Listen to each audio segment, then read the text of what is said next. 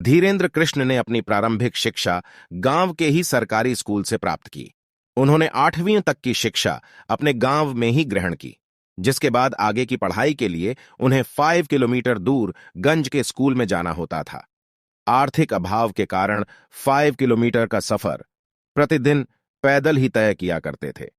यहां से उन्होंने 12वीं तक की पढ़ाई की।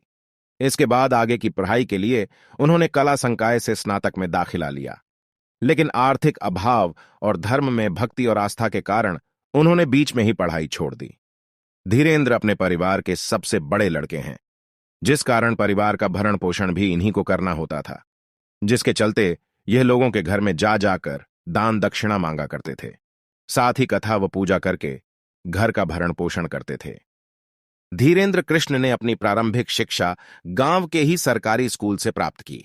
उन्होंने 8वीं तक की शिक्षा अपने गांव में ही ग्रहण की, जिसके बाद आगे की पढ़ाई के लिए उन्हें 5 किलोमीटर दूर गंज के स्कूल में जाना होता था। आर्थिक अभाव के कारण 5 किलोमीटर का सफर प्रतिदिन पैदल ही तय किया करते थे। यहां से उन्होंने 12वीं तक की पढ़ाई की। इसके बाद आगे की पढ़ाई के लिए उन्होंने कला संकाय से स्नातक में दाखिला लिया, लेकिन आर्थिक अभाव और धर्म में भक्ति और आस्था के कारण उन्होंने बीच में ही पढ़ाई छोड़ दी। धीरेन्द्र अपने परिवार के सबसे बड़े लड़के हैं, जिस कारण परिवार का भरण पोषण भी इन्हीं को करना होता था, जिसके चलते यह लोगों के घर में जा जाकर दान दक्षिणा मांगा करते थे।